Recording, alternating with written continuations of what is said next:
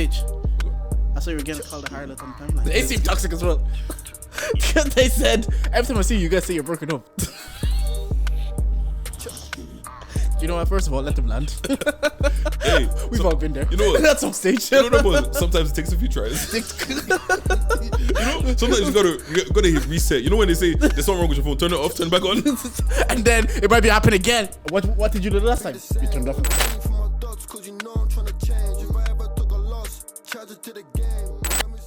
All right. Oh shit, it's on. Yeah. When it's on to the next episode, some beat. We'll get into all of that. We are here today. We are charged to the game. This is the podcast with the house of Gnosis Culture Needs.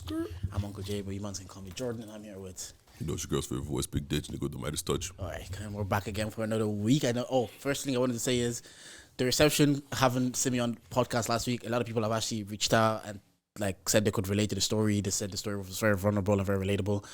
I do appreciate that because it is weird and vulnerable to have your partner, your wife, someone you share your life with on the couch because you don't know, like, people are mean on the internet. Very. Yeah, so people are mean, so you don't know what's gonna happen. But I try to be, because I talk on a podcast weekly. I try to be as authentic and as open about my life as much as I can be possible, because that's the only way this is gonna work. I don't come here. I don't share some stories that aren't mine to share, or that some stories that will affect other people.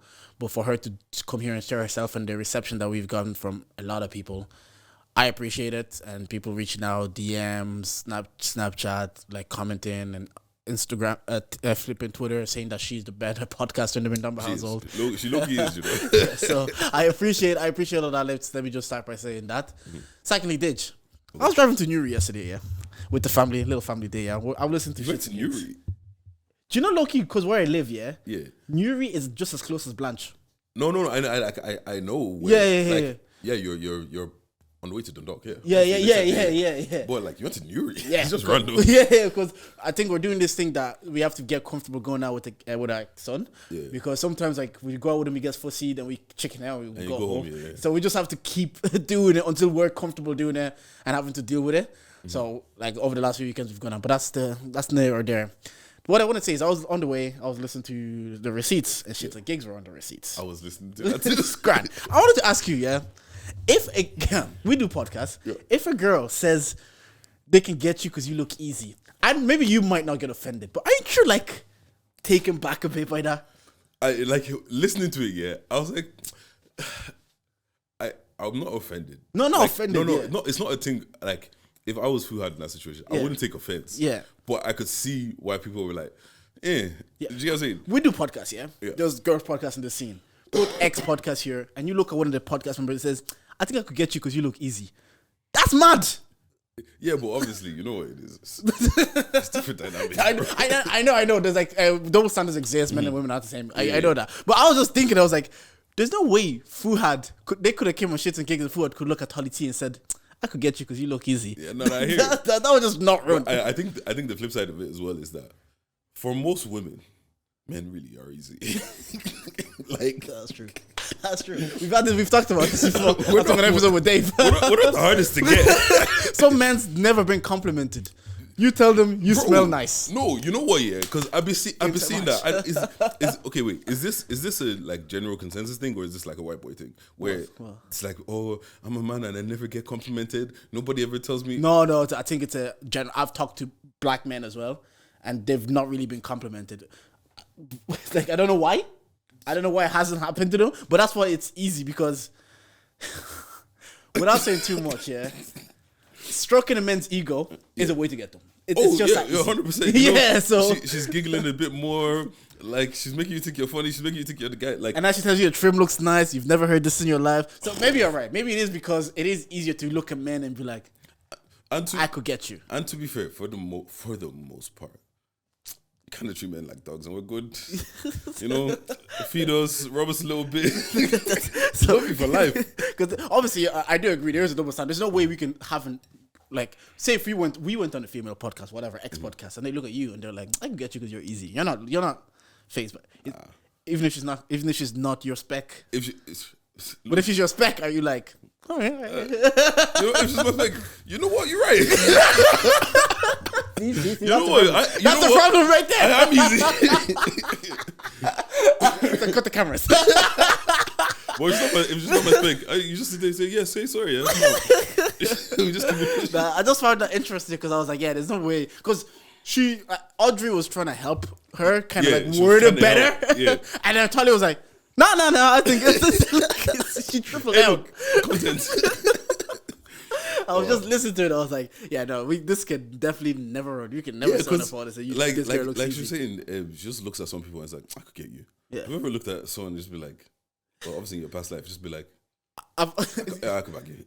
Yeah. I've had a conversation with a friend of mine and they said someone doesn't look like the biggest challenge. I was dying when they said it. When that person says she doesn't look like the big, like that was the way of saying the person is easy, essentially, just worded in a way that they said she doesn't look like the biggest challenge. That's crazy. It's crazy, but because obviously then they talked about your man getting his boy a car. Do you know what levels you have to be buying another man a car? And you know, because no, bro, you're not buying me. You're not the kind of car you have to buy me at this age. You're not buying me a cheap car, especially at that age and the level they're at. Exactly. So to make me happy, I could buy a Volkswagen Passat at their level. So it has to be more, bro, than that. James is saying that his dream car is an Aston Martin, right? Yeah. And he said, I got that sorted. But it's like, I have to buy you your dream car. So it's not a Passat. Nah, shout out. That it was good. It was so funny listening because they're trying to be humble about it. But it's hard to say you bought your boy a car without coming, like, because the whole room went quiet and they were like, what are we doing here? Like, bro, you just said you bought your man's a car. Like, obviously, what do you think the reaction in the room is going to be? Because I was driving thinking like, bruv, he bought his man a car. But James has said, I think I've heard him say on another podcast that I was listening to, he said he thinks Fuad is like his soulmate. He thinks Fuad is his guy. Look, man, like the thing is like there's nothing wrong with it. Like no, there's nothing wrong with it. It was just shocking. Sick. Like what's called, isn't it? Also, didn't Philly just buy Trunks like a 12K rollie? Yeah, well? Like, and then remember when Stormzy got Dave shouting. You know, certain things you gotta look at. I can't believe this. Like, this is my life. Just buy me this watch. Mm-hmm. But like I think it's sick. Like buying stuff for your boys and shit like that, and like having that, because I feel like a lot of man them after they reach the age of like stop getting gifts from like parents and stuff like that. Really, it's only your girl that gets only a girl that for the most part. Gift, yeah. You know what I mean? And it's just like, it's cool for the man them because they always say that we don't do enough. Like our relationships are low something, sure. Low standard, low maintenance. Yeah, whatever those words I like to use for us. Yeah, they pretty much saying our friendships are shit. So sometimes here's a little birthday present. Yeah, no, shout out to them because it's like, it's also maybe aspirational because you're also doing podcasts and you see, oh shit, you get to a level where you're buying next man's car. Because I was also listening to Rory from Rory Amal. Yeah. He was saying that 5 years ago there was money in podcasts compared to now. There's actually not that much money in podcasts as there used to be. Because that's what Cittg is saying. When Spotify came in and they gave Spotify specials and Spotify deals, it was just more so about market share. Yeah. They wanted Spotify to be the place that you go listen to podcasts. That's why they're giving out deals. And a lot of people started podcasts saying like, oh, rah, kind of like a record label. Yeah.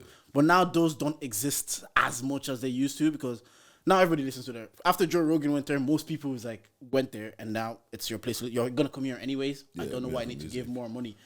So it's morally, so to see them kind of build up their Patreon. I've done the maths, 25K Patreon subscribers, $4 for the least amount. Well, at least 100K a month them niggas are making. Yeah. I'm not here pocket counting, but it's there to be counted. At least 100K a month. That's like 1.2 million a year on their Patreon. So I also think the Spotify grabbed the wrong podcast. What you mean?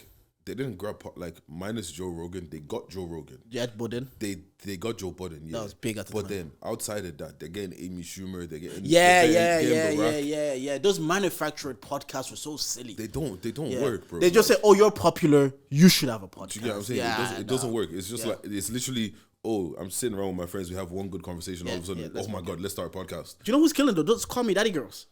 Yeah, they're apparently the top 3 every year. Yeah, no, but I don't understand. But they've been killing it for a while. Do you get what I'm saying? But like, it just feels like they just gave a bunch of big deals. Like to Michelle and Barack probably released like what? I think they released like 3 episodes or something like that. Yeah, and they gave Meghan Markle. Do you get what I'm saying? Like, bro, like I feel like if they had invested in genuine podcasters and pushed podcasts, maybe they'd be able to gather a lot more of the casuals of people that don't really listen and transition them into podcasts, as opposed to a bunch of podcasts. That you got people with big names that were popular and people thought they would have conversations with.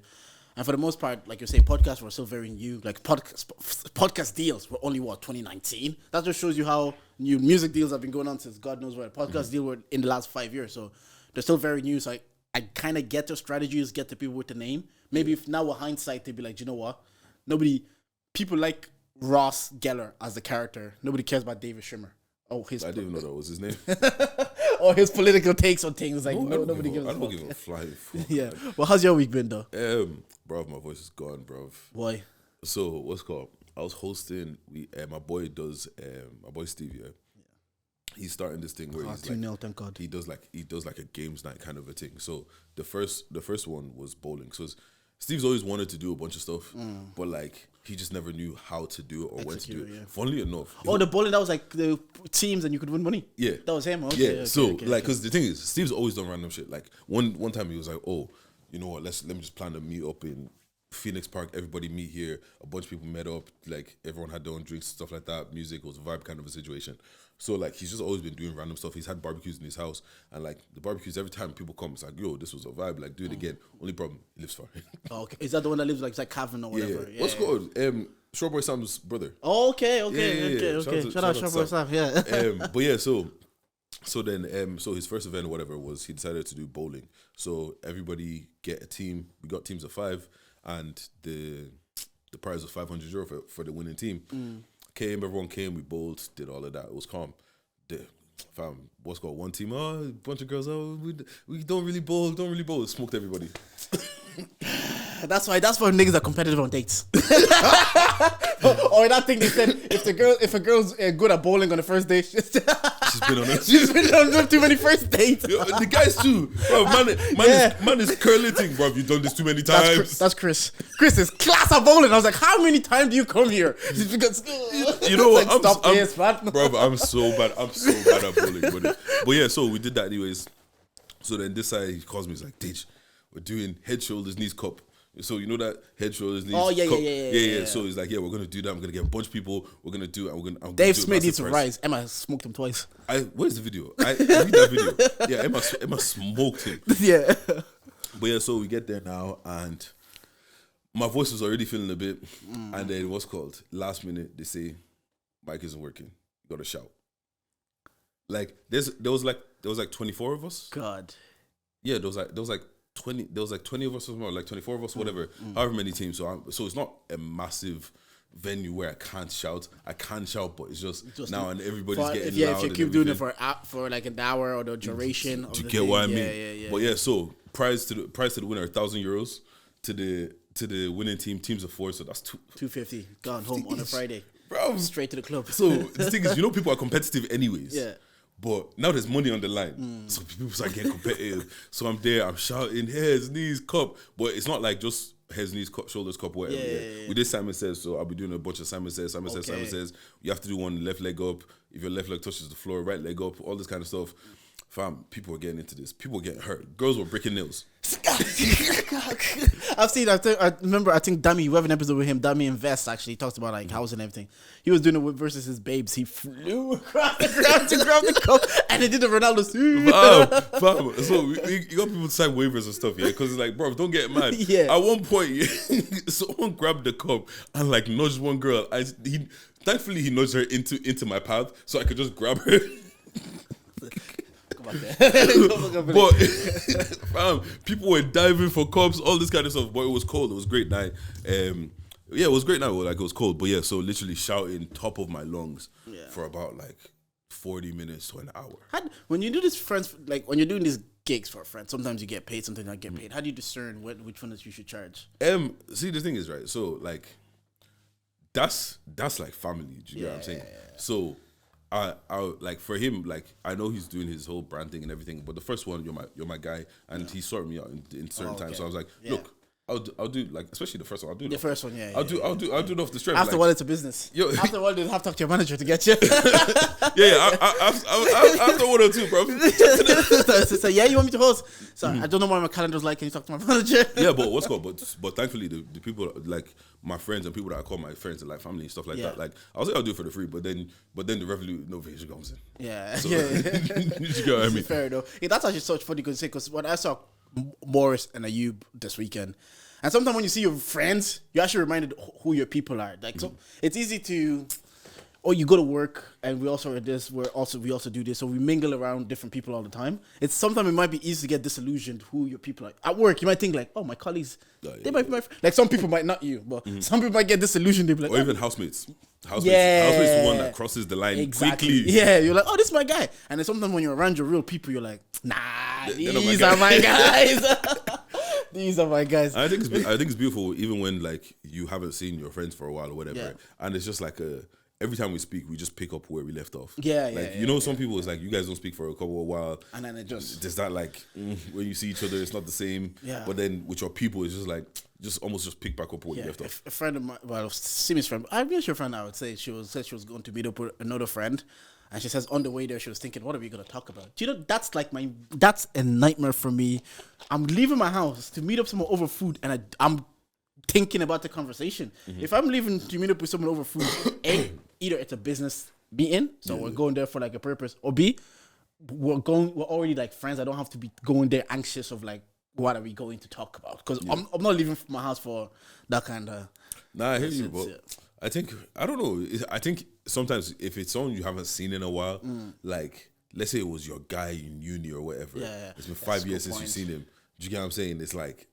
Yeah, an example for that would be like Taiwo. Like if I was meet up with Taiwo now, I'd be thinking like, what are we even going to talk about? Yeah, I saw you tweeted. Yeah, we need Taiwo on the pod. I text him. He said he's scared he'll get cancelled. I said, all right, man. Don't worry, edit. The funny thing is, I saw Taiwo, one time I saw Taiwo push somebody upstairs. He pushed them and they went upstairs. I think he discovered mixed martial arts, like he's 30 now. But had he discovered mixed martial arts when we were in school? Because the physical ability, because this would have been 10 years ago.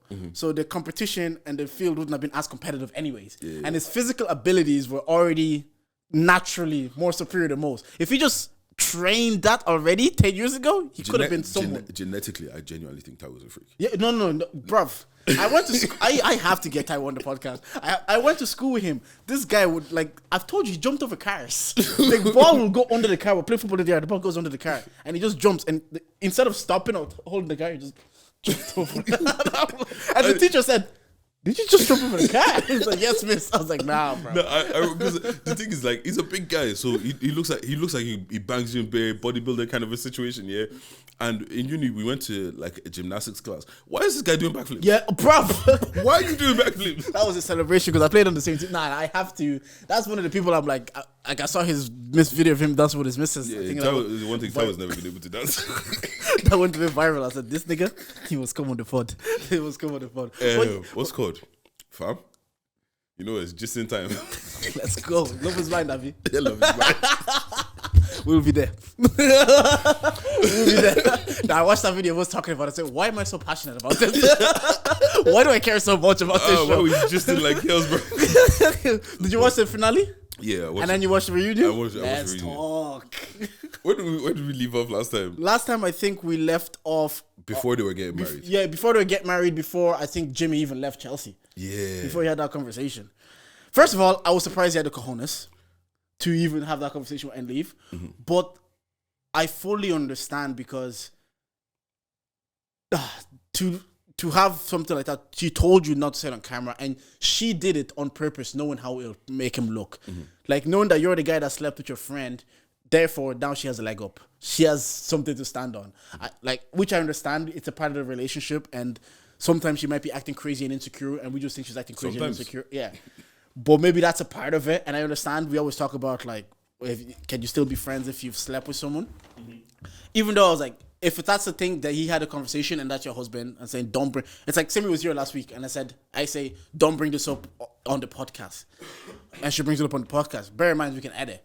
But I can understand going home thinking like, all right, that's just, you just violated. Yeah, I told you something in confidence, and you want to out of your way because you wanted to make me look bad in front of the audience. It's that kind of way. She did say though, for her, you forget. You know when they always say you sometimes forget the cameras are there. Yeah. And we're in the heat of the moment. Yeah. Not that I'm defending her because. And she was a bit drunk as well. You know what I'm saying? Alcohol was a factor. Like, yeah. It's like, because like they said, this is actually my real life. Yeah. Like, imagine you're getting into a heated argument with Simi. You don't really like. You're not really paying attention to. Do you get what I'm saying? You're not, and if it's something that there's been cameras around you every day for the past 2 months, kind of a situation. I see how it could be easy to forget that they're there, kind of a situation. Yeah. But I feel like one of the reasons why he left as well was because it's kind of like.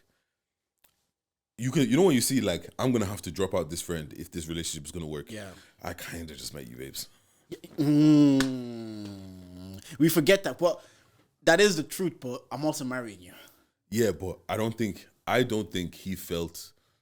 You know, sometimes where it's like my feelings versus the level of stress. Yeah. For me to drop out my friend, my feelings, the level of stress has to be.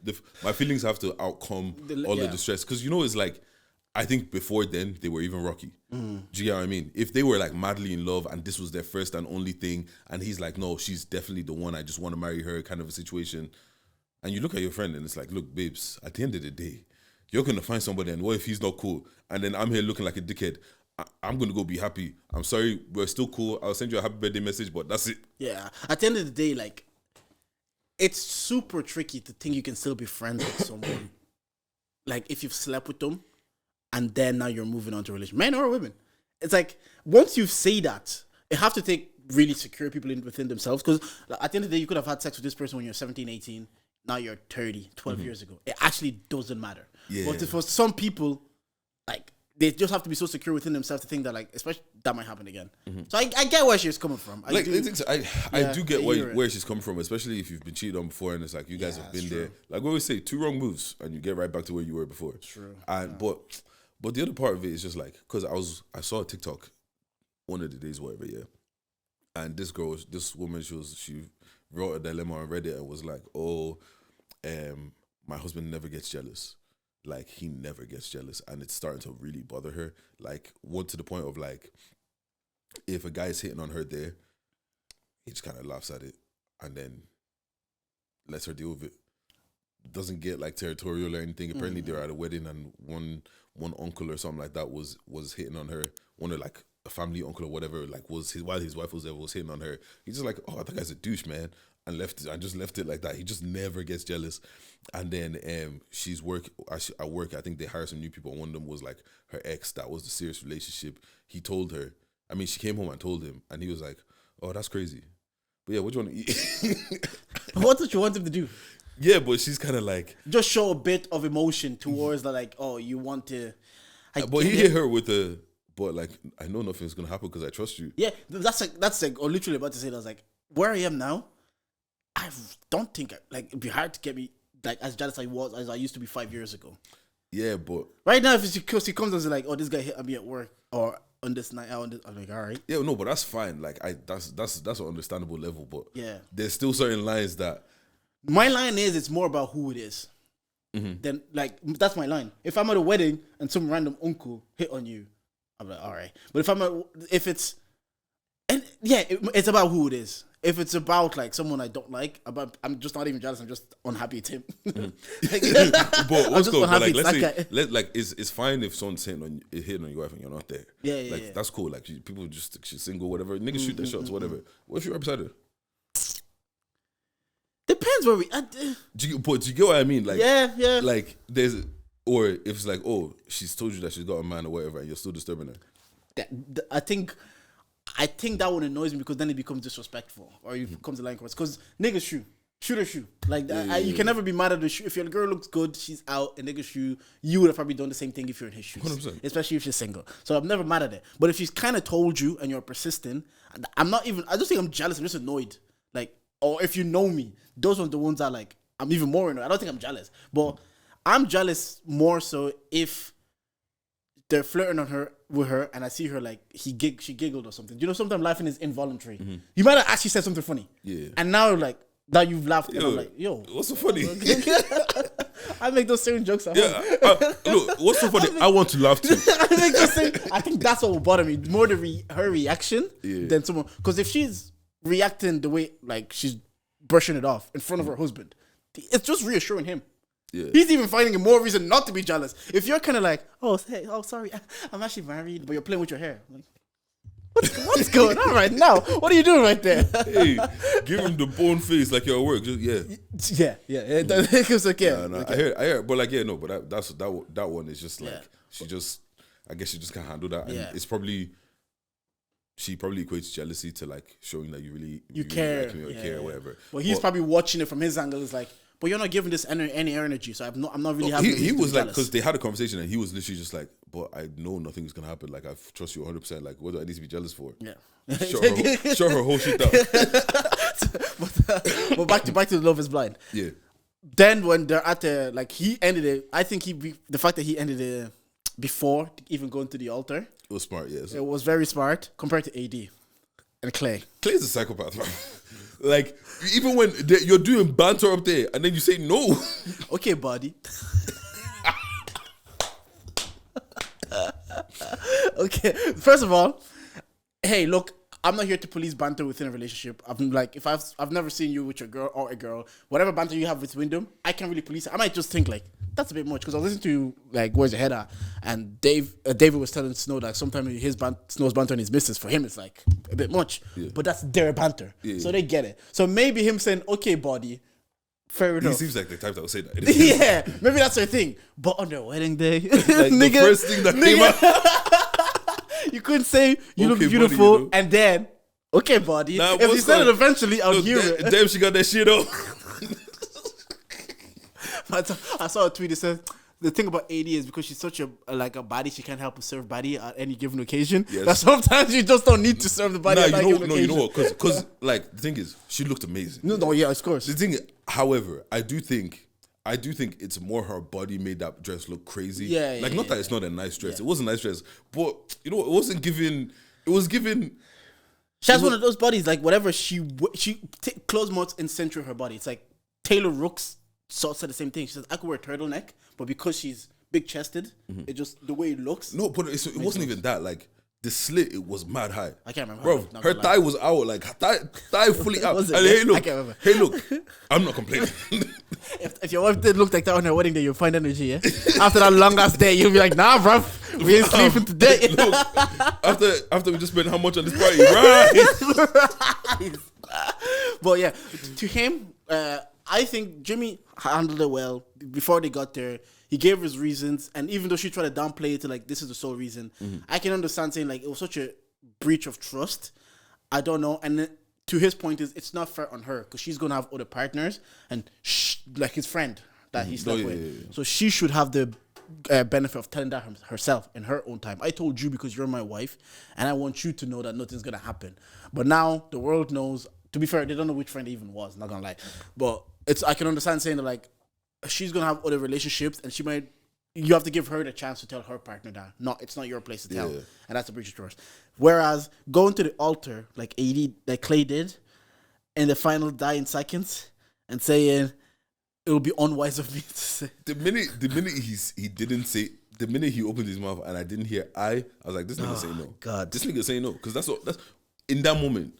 There was no reason to say anything else, but I do. Yeah, man's giving a speech. When you start explaining, you start protest too much. Like, oh man, he's not gonna say that. Do you know what I'm saying? And it's just like when he gave his vows, calm. Then she's giving her vows. She's like, we could just and he's doing too. And he say no, bro. That's wild, bro. And it brings the conversation is he obviously has a lot of trauma from seeing. I know you always say your parents' relationship has nothing to do with you, and I fully agree. People should stop expecting their partners from their parents. Their parents from their partners. It's nothing to do with you. Different people, different dynamics, different 8 generations. So it's not going to work the same. Do you give him any grace because of how he grew up and what he saw growing up? Kind of impacted his decision. Obviously, you saw the conversation between the mom and the dad. Yeah. And she was like, this is how you treated me. He saw that he wants to be committed to someone, but he's scared that he's gonna turn out like you, essentially. Yeah, but I think he more has a self-worth issue than anything else. Like, because at every moment it's just like, oh, do I deserve this? Am I do you Yeah, get what I'm saying? Every moment he's the one that's questioning himself, like, am I worth it? Am I this? Am I this? Do I deserve love? Do you get what I'm saying? Like, because when he's talking in the reunion, it was given a lot of that energy. Do you get what I'm saying? Like, I do give him a certain level of grace, but grace went out the window after every moment of silence. I'm just afraid I'll cheat. Because I was talking to with Sam, and he was saying that, like, oh, you can see there's a lot of trauma there, a lot of things. But my thing is, at what point does the trauma become on you to kind of deal with? Like, it's been passed everybody, I can give them grace to grown up. Nobody were dealt whatever cards were dealt. You have whatever parents you have. You didn't pick that, so you're gonna be shaped by your environment. Essentially, it doesn't matter. So you get grace to a point for me, anyways. After a while, you're an adult, and you have to be like, you know what? I wasn't dealt the greatest hand. It wasn't fair for me compared to maybe others. I am this way, but I have to put work in to essentially change this. At what point does that point has to get to, you know?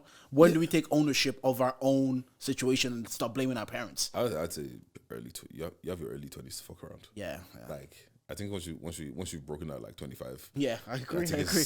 I agree. Start looking at you like, because the best way, I think you said it before. You said if you do OnlyFans when you're young, people might be like say 18. People might be like, oh, what her parents think. If you're doing it at 30, it's what are your kids gonna think? Do you know what I mean? At some point, it stop being about you. It's not what are your parents. It's not about your parents anymore. It's like you're affecting your next lineage. So I do understand. People fight with their demons and he's fighting with the way he's upbringing. Like his dad used to take him on cheating escapades. Crazy. Wild boy. And now he's an adult and he's coming to terms with all of this. I guess people mature longer, but I just don't like still watching adults blame their parents for their shortcomings. Like to be fair, like I will say, like the things that he's saying aren't crazy, and I do very much understand the whole thing of like he was saying, not black men, just men in general you don't really have a blueprint for what is supposed to be a good husband. Yeah. Do you get what I'm saying? Yeah. Like every instance of a good husband that you see on TV and stuff like that is just honestly just catering to your wife and making your wife happy. Yeah. But it's like, what to understand? Happy life. I guess that is a good husband, but also watching TV shows and it's just like the guy's just complaining, oh, I have to get back home to wife. I have to do this. Like it doesn't make it seem like an enjoyable experience. Do you get what I'm saying? And then on top of that, you look outside and you're seeing your dad is on madness. Your uncles are on madness. Everybody around me is on madness. Like if I have, this is what men do. You say that, and your people you look up with. I know it was silly in the moment, but he's looking at the P Diddy's of the world, and this is other black men he's looking at and saying, "Oh, wow, I guess it's how black men are." So, or even just looking at relationships. Like I ask some people, it's like, how many relationships do you really look around like let's say the older generation, like when we're in thing, how many of the relationships do you look at and like your marriage looks like you're having fun, or you look like you're happily married? I don't know many. A lot of the moms were here, and a lot of the dads were either back home or they went like I would be in a lot of my friends' house. I would see their moms there, and their dad's like, "Oh, he was working abroad." That's my worst nightmare. He doesn't, and like you don't think. Now, I was fortunate, like in my close circle, with like Chris Morris, you've been them.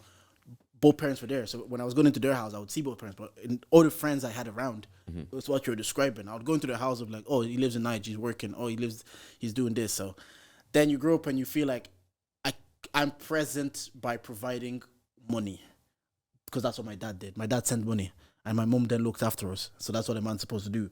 So I do understand, but I do also get that at some point.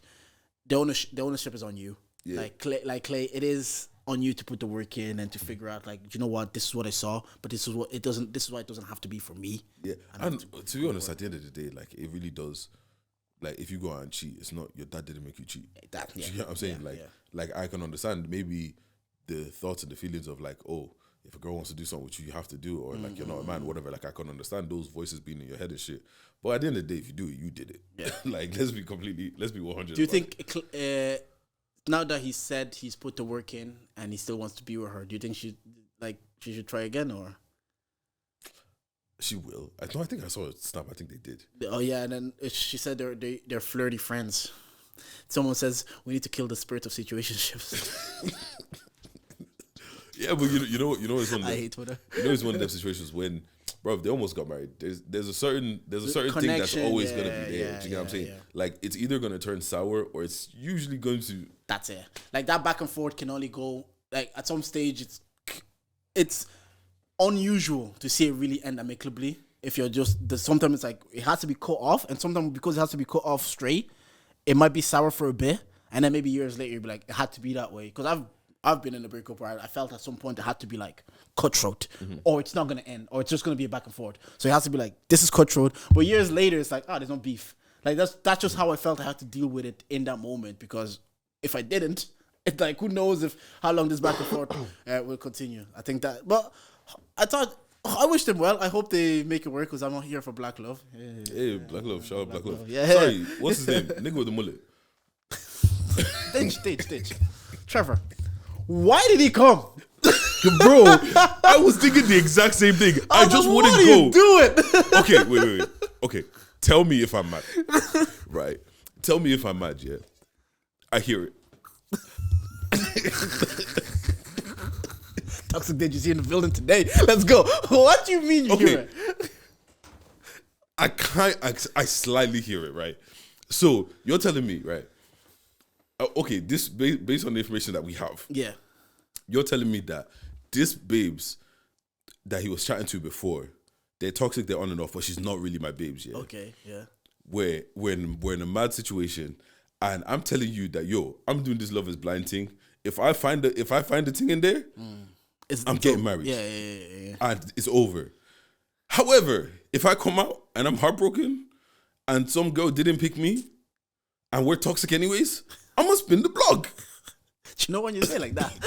Especially if you're coming out of an experience and you just got rejected and you feel emotional and you want to make yourself feel better, find a place of love again. Who better to go to someone that will give you that validation again? Do you get what I'm saying? I don't have to do talking stage. I just did a very, very intense talking stage with this babes. She didn't want me. I don't have to do talking stage. I could just come back and say I love you, and we're right back to where we started. Yeah, I love how the nigga said I'm toxic. That's what I love myself working. I love myself working. And what's called? It's not like. Okay, I guess we'll never know if he actually ended up with somebody in Love Is Blind. Would he still have stayed with that person and not? Yeah. But see, I don't have that information. But the information that I do have, on a certain level, I think you swayed me. It's like I'm not saying it's the best thing to do, but because if he's honest and straightforward about it, he says, "Yo, this is what I'm on. I'm going on this thing. I'm trying to find love, and if I do, you got to charge her." But you know what it is in those messages, yeah. She was kind of giving, he'll be back. She was like, the way she was backing him. She was like encouraging him, knowing like, be grand. Yeah, but that's that toxic shit. That's that we go spin the block. And that's what I'm saying. If he did end up with Chelsea or whatever her name is, and he came and they end up coming out, I don't know if he probably would have texted her. Probably would have. Yeah. But that's not. I'm not a fortune teller. I don't know them things. But on the things that I do know, is it a bit unfair? I hear it. Yeah. No, I do. Now that when you put it like that, I get it. But the thing is, he just didn't have to come back and answer those questions about his messages. Why did I just want to show up. Well, he didn't know those messages were there. Probably not. Yeah, but they're online. If they're online, someone must have told you. Oh yeah, those messages are online. Were they online or did she send them to the show? I think what I heard. I think Nick said they started circulating online. That's how they found them. Okay. Oh yeah. And look, to be honest, personally, I wouldn't have gone. Yeah. Like if the you one had to answer that, I'm not going. Like the one that was saying the same thing to the two girls. He knew. Just don't show up.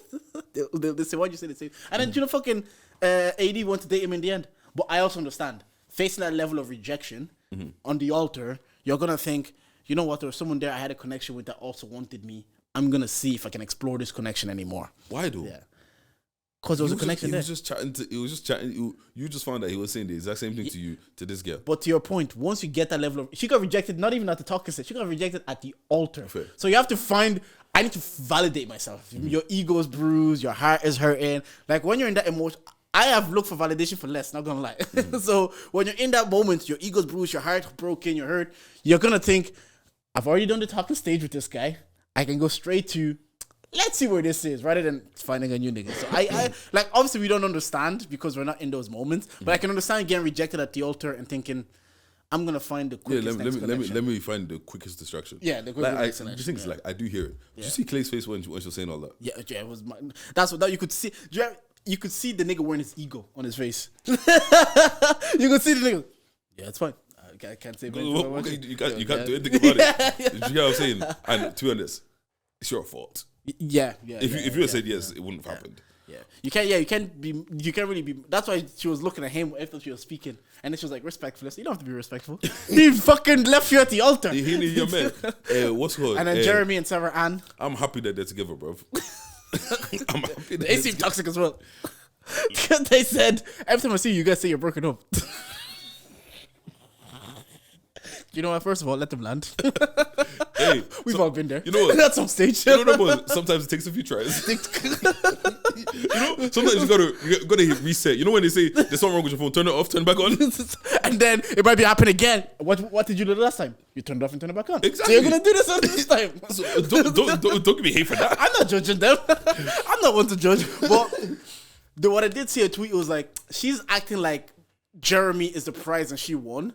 And that's the loser behavior shit. Because that nigga's not the prize, man. Because sometimes she seems like she's like so happy about getting him. I'm like, it's all right. Like, yeah, but you know what it is? Like, they're in love, bruv. Yeah. And you know what? I felt like at a point in the reunion, yeah, when she was talking and explaining herself, yeah, she was sounding like him to me. Yeah. That's why you guys are together. Like, you guys handle shit the exact same. Yeah. And in terms of Oyinbo babes, for Jeremy had decent options. They're like, I know Love is Blind was just the one that was in Barcelona, the blonde, and Sarah Ann. I was like, the blonde. I'm not feeling the blonde. You're not feeling the blonde. What was her name again?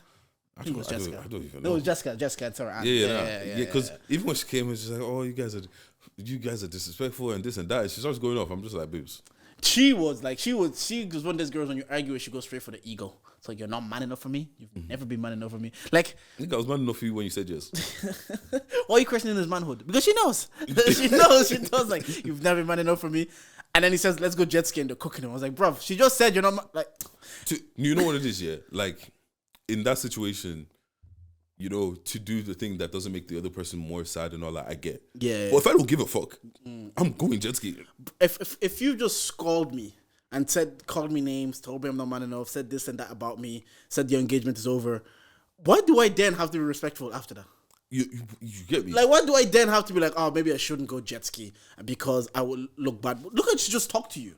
Like, look how she just approached the situation. Forget about all that for a second. If I know that I'm genuinely done and I don't want to spin back, yeah, what am I there to say? Yeah. Like, whether you hate me or you love me, do you get what I'm saying? Like, and you clearly don't like me. So why am I gonna stop myself from doing something that I want to do because your feelings are hurt? You're trying to hurt my feelings. Let me go have fun. Yeah, no, I hear it. Well, this was a good season of Love Is Blind. I think the least interesting couple actually got married. They couldn't give a rat about it. But you know what? Even them, when they asked, so condoms were an option, they went around this whole long spiel to say nothing. Yeah, they said, "Oh, we figured it out in the end." I was like, "Yeah, I know they got married. I know the whole point." To be fair, honest, I don't watch reality TV for the wholesome tier. I watch it for the chaos. Everybody watches it. So if I'm watching it and then oh, these guys, I skipped their wedding. Yeah. There was not a special. I was like, oh, I didn't even want to see their families, talk to them. I don't. Rats. But shout out to them. I even forgot their names, but glad that you guys made it work. Yo, shout out to Love and that. That's Love Is Blind segment. Anyways, did you listen to Doghouse? Yes, I did. Yes. Bro, okay. What you think? So first time I listened to it, it was cool. But you know what? It was my fault. Like I wasn't listening to it to give it a review. I was just listening to it because I was getting ready. I'm out. Like, I'm getting ready. Let me get out of this house. Put it on. It was cool. But then I've been listening. I was like, it's going to grow me. I know it's going to grow me. I started listening today in the car. Yeah, bro. I think that's what swayed me because I listened to it. I was working from home. I was at my desk. Put it on. Had it in. I was like, I like it. Initially, like, Notice Me. Obviously, I really like Blockbuster. Mm-hmm. I like how Business and Pleasure flows into Blockbuster. Fam, that transition was cold. Yeah, I wheeled it back 4 times. But I was kind of like, I like it, but I thought I'd like it more. Let's just say that. I thought I'd like it more. I was like, fair enough. Then today I was like, okay, when I go recording, I'm going to play it. Do yourself a flavor. Do yourself a favor. Get good speakers when you want to play Doghouse. The production changed everything in the car. Yeah. Like when I was playing in the car and I realized, they are my spec of rappers. Mine too. Yeah, this is like, if you want to listen to my middle child J. Cole's like my spec of rap, just bars and flow. Mm-hmm. Not really, like, I know we're talking about bars. Delivery and flow is what I care about. Yeah. Like, sometimes I don't really pay attention too tough to what you say. Sometimes I might catch something like M's on M's, I'm going to catch that anyway. Maybe like music, M's on M's, I'm going to catch that anyway. Sometimes you catch that, oh, that's cold. But just how L's especially Travis. Sometimes how he's just flowing and delivering stuff on the beats. I'm impressed. You know what it was? I don't care what you're saying right now. Yeah, you just sound cool. You just sound cold. That's it. That's as easy as it is for me. So, like I keep saying the same thing. I don't want to repeat about the music now. Especially when they came out last year when they did Full Circle. There was an element of surprise because I wasn't as aware of them, so I didn't know how good they were. And when I played it, I was like, "Wow, this is as good as anything I've heard probably anywhere now." Like BBB is one of the best rap songs I've heard in the last 5 years anywhere. Like it's one of my favorites, not say best anywhere in the world. It's cold. Then you're coming back here. This is the first time I'm listening to them. Okay, I actually have expectations now. Yeah. You guys did Sorry Not Sorry and BBB, and those are like some of my coldest songs. So initially it took me a bit to warm up. Notice Me with Bonjala. Cold. Once they dropped Blockbuster as a single as well, the expectations were already like... Yeah, because I didn't want it to be one of those ones where Blockbuster is such a banger, but the rest of the project just falls. Yeah. And it's like mid, banger. You know what I'm saying? Because I've had that in the Irish project before. Yeah. And it was cool. Like it wasn't bad, but it wasn't like I don't really go back to listen to it. Do you get what I'm saying? Whereas with Travis and Nels, like I really like 30 Days, 30 Nights, Biometric was cold. To be honest, like I don't think there's a bad song on there. Yeah. There's not. I could listen to it and not skip a song. Yeah. Same. Like but fam, Notice Me cold. Like you said, the transition from Business and Pleasure into Blockbuster. I do feel like Nine's Blood sounds better in the project than it did as a single. Which I don't know why that makes any sense. But that does. So some songs sounds better when they're like, we always say this about Kendrick. His songs standalone probably don't sound as good. But the way sometimes he lets songs flow into each other within a body of work, they sound better than they actually are. And even to be fair as well, the features were cold. Yeah. Like Reggie, every what's called Reggie, Monjola, and Cello as well. Cello, I need more. I need new Cello music. Yeah. Like listen to this made me realize that I haven't, because I still have Cello tape in my car. So every once in a while I just click it and it plays. But I need Cello. I need new Cello music. And then the last thing as well is Els cleans up Travis on Clean Up Gang. Oh, I can't remember Clean Up Gang. Not gonna lie. Like that's the last song on the tape. Yeah. Yeah. Els' first verse. Els starts it and he comes in on the first verse. I think it cleans up Travis. I think. I want to see if it's intentional because Travis seems to be like opening up a lot of the songs. So I want to see if it's intentional that they do that or if it's just how it works. And I want to see Liam Harris work with more rappers. Is he like, I don't know if he's exclusive to them, but I would like, I think I tweeted, I'd like to see Joe on one of his. Joe on one of because again, just the way Joe sometimes his delivery. And he's another person that I just like. Like, you know, some people, I just, like, whenever you rap, it just sounds good. Yeah. I'm never worried about what you're saying. You sounding good. Because some people, I worry about how they're going to sound. Like, there's a couple rappers where I feel like it's not that they're bad rappers.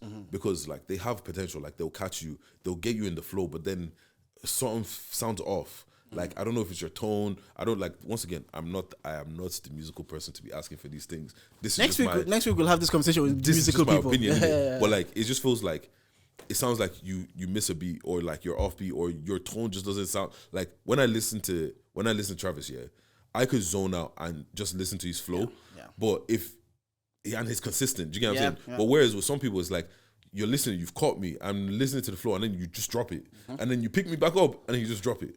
Like I can't explain it, but I know what you're saying. Like I think I find the same with Trav. I find it easy on the ears to listen to him. Like even he opens up Blockbuster, and that's like most of the time, apart from the Ruby Rose verse, I'm like, I don't know, I'm just listening to something like this is cold. So more so than that, and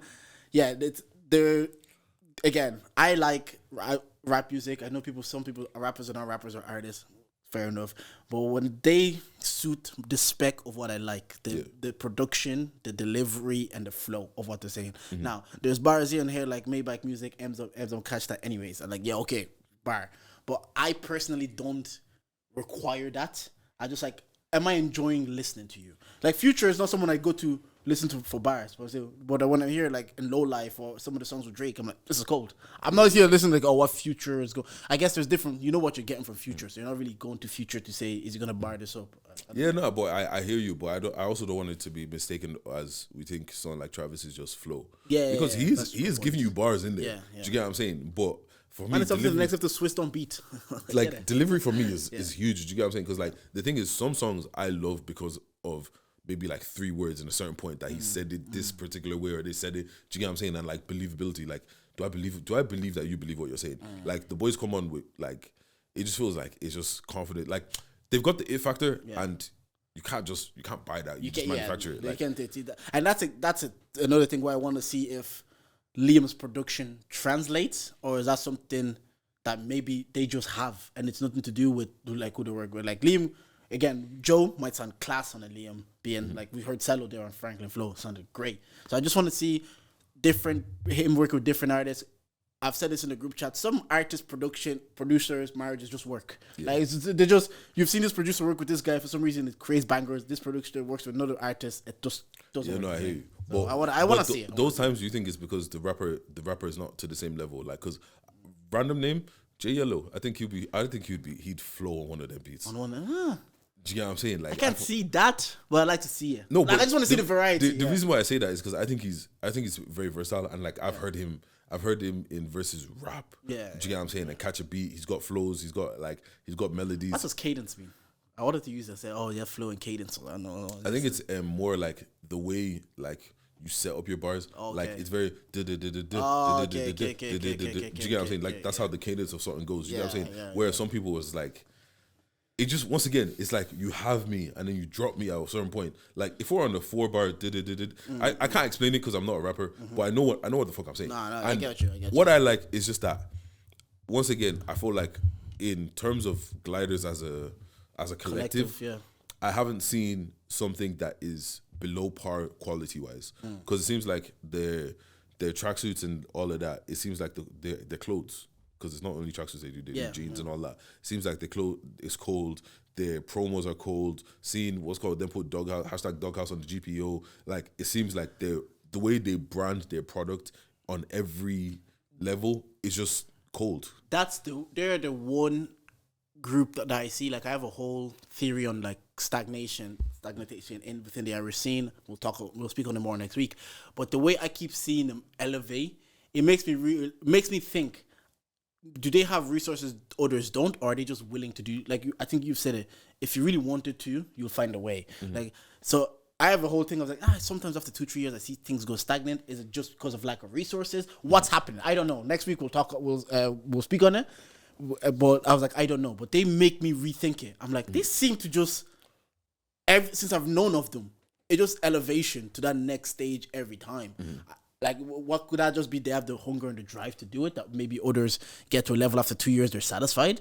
Or do they have an extra backing or resources or infrastructure that allows them to get there? So, but also, like, I hear that, but there's that, and then there's also just the other aspect of, what's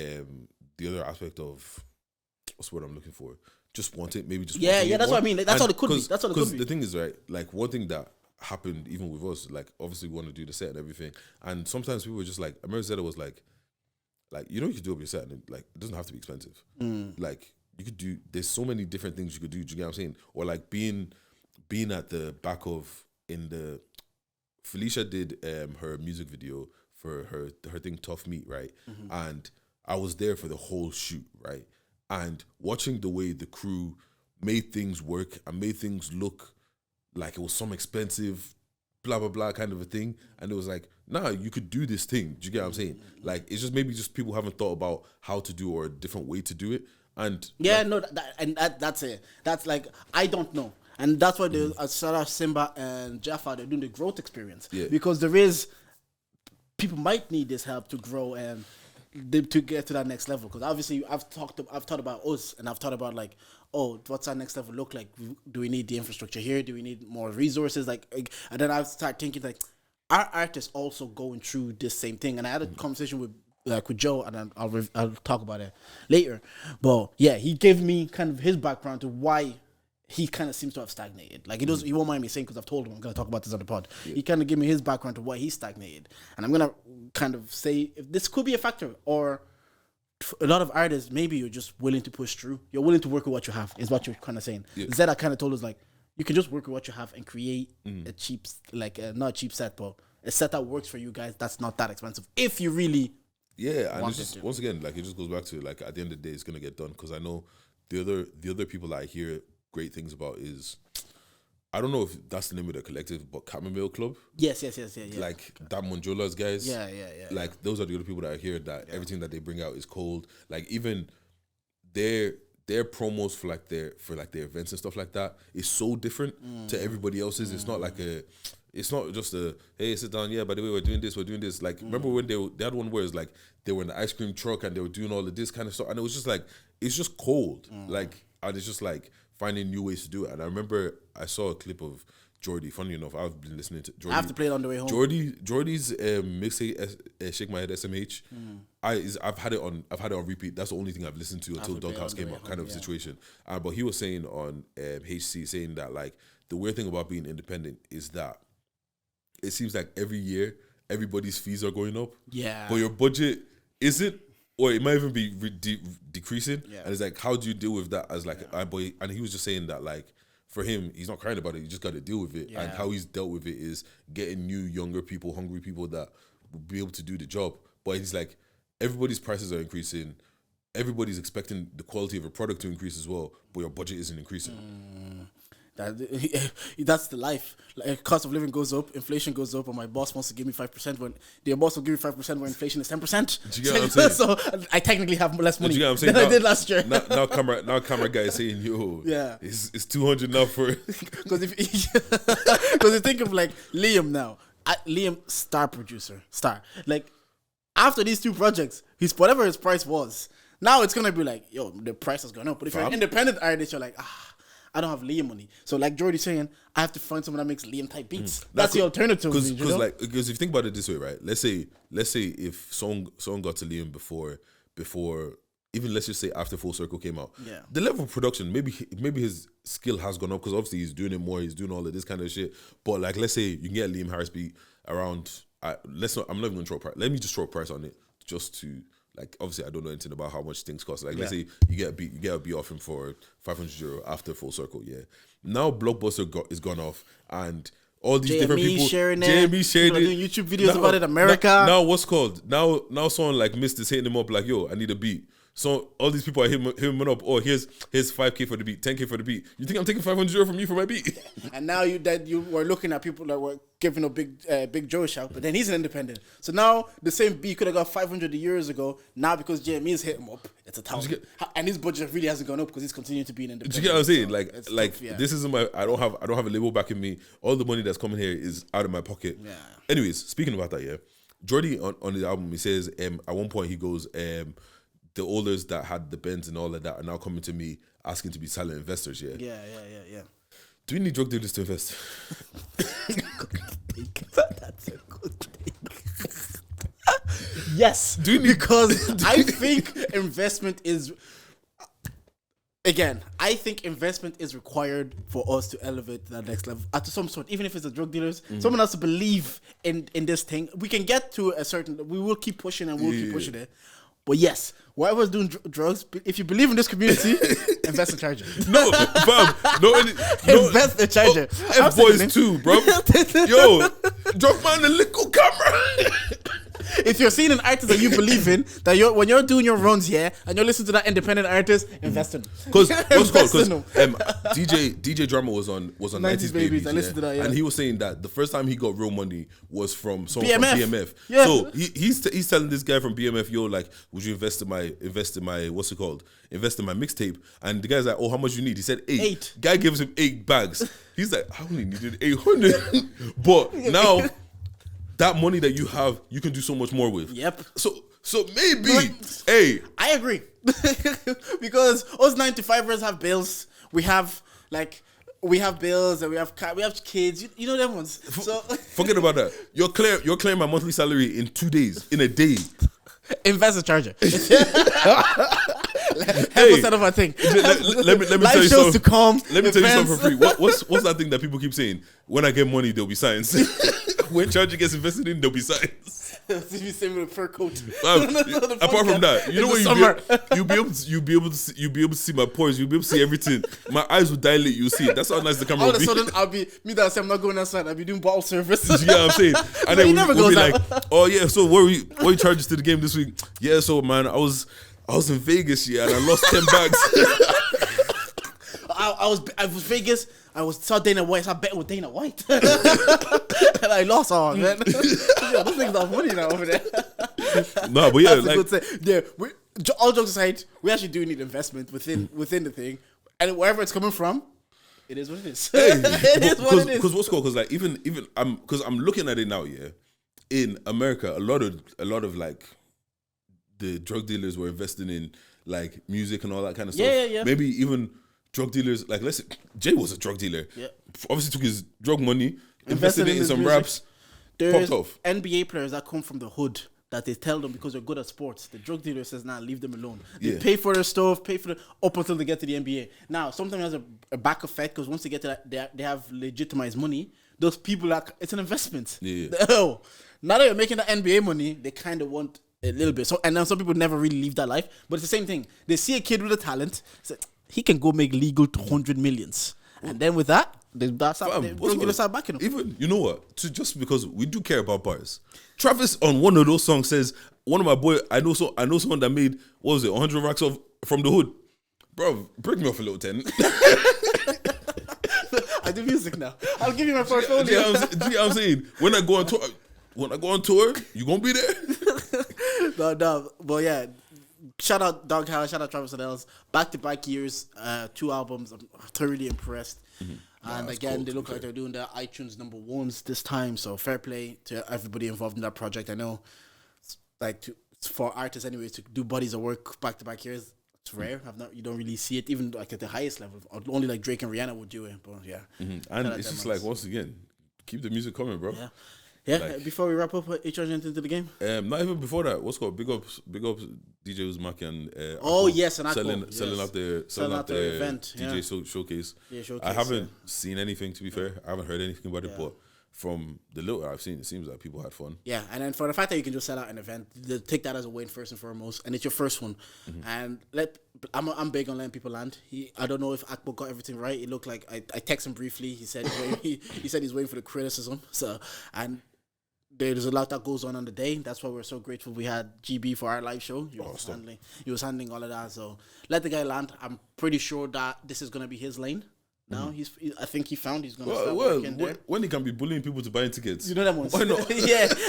Also shout out to our podcast partners. KD got engaged this. Shout out to KD too, man. People are getting engaged, bro. Marriages and engagements everywhere. Come on. What's called when you were spin it back for a second year? Yeah. James Afu had on the receipts. We're talking about engagements and proposals. Yeah. And Tolly was saying that don't propose to me on a special occasion and stuff like that. Yeah. Which I do get. I do get it. Yeah. But James was saying that he doesn't think that any guy is really excited to propose, like the actual act of getting down, sorting all that kind of shit. Did you do yours how you wanted to do yours? No, because it was during pandemic, and I knew I wanted to do it that year. And like, she knows I'm definitely gonna do it again. Like, I'm definitely gonna do it again. She knows, like, that's not a secret. I'm gonna do it again because I think she deserves it a bit better. Because I worked with what I could at the time, like, but it wasn't what I wanted to do. Like, because if it was, and you don't know when the world's gonna open up, you don't know when I was gonna be able to do what I actually wanted to do.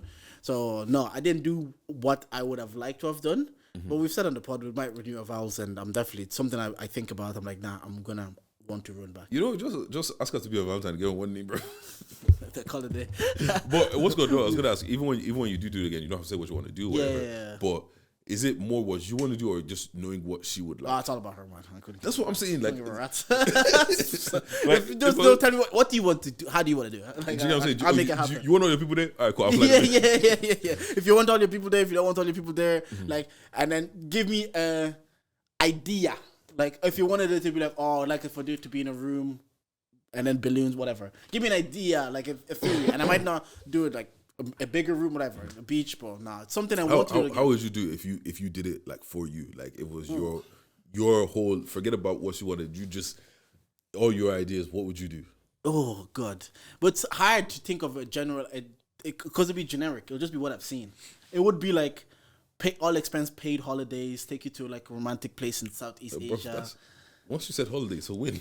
Yeah, like you take it to a beautiful like Southeast Asia. Some places like Maldives and Fiji, they're too far to go. But like Southeast Asia, where I know it's beautiful and one of those places, sunset, beach, flowers, all of that. Because I know like my ego will be like, I kind of killed it, didn't I? You don't know what like, if it's about me, if it's about me, if it's about me, you'd be like, I kind of killed that shit, didn't I? But if it's about her, it depends what she wants. But something I did it during the pandemic, and the most important thing was to propose and to get married. But now by the time I do it again, I'll be earning more money. Yeah. I'll be in a better place, and I'll be able to pull it off in a way that, yes, this was slapped. Oh, that's fair enough. Yeah. How about you? Do you ever, when you do eventually decide to stop working on yourself and settle down, do you think about how you want to do, or does it have to be it depends on the person, I guess? Honestly, you know what? Because like, it's just not something like I don't care about the. Do you get what I'm saying? Like, I'm doing this for you. Yeah. Like, I've never sat there in my head and thinking, oh, this is exactly what I'm gonna do. Yeah. Do you get what I'm saying? Or this is what I want it to look like. Because it almost doesn't matter what I want mine it was to look in like. a restaurant, and I've said it before, dessert, spun it around, will you marry me? It was on one knee by the time she was reading. Mm-hmm. So, but because I know she wanted a private, and even if it wasn't a private one, pandemic, I couldn't fly. All her friends live abroad. Yeah. Like her sister lived abroad. So I couldn't really get people to come back here. It was too much of a hassle to get people in the country. So my thing's going to be private though. For sure, 100%. What if that's what not the I'm not on that public thing, bro. Yeah, but what if the person you eventually end up with? I won't. Fair enough. Like, I don't know. I just prefer it to be a private thing. Yeah, no, like, I understand what you would prefer. That's what I'm saying. But like, you don't know what the person prefers. Even like, because I wouldn't want to do it at a restaurant. Yeah. Like, I'd hate to do it at a restaurant, to be fair. Mm-hmm. Like, if people were cool, like if our friends are there, yeah, cool. But I'd rather not. Yeah. Like if that's what you really want, like I'll do it. But like I'd rather not. Here, fine. Here, nigga, damn. You don't know what's marry me, bro. Anyways, then. Also, it's this week. Last year was our live show. Oh, I saw. Yeah, we definitely gotta run that back eventually. Maybe in the summer sometime. On a live show when everybody's outside. So yeah, before I wrap up here, Dave. Dage. Okay. I saw you were getting called a harlot on the timeline. And with that, if you didn't like anything that we said on this phone, well, you get charged. Thank you for listening. I just been minding my business and I'm getting called a fucking harlot. Like that was funny. I didn't even clock. Bro, I didn't clock when you said it. I think it's because I knew about that incident. Yeah. So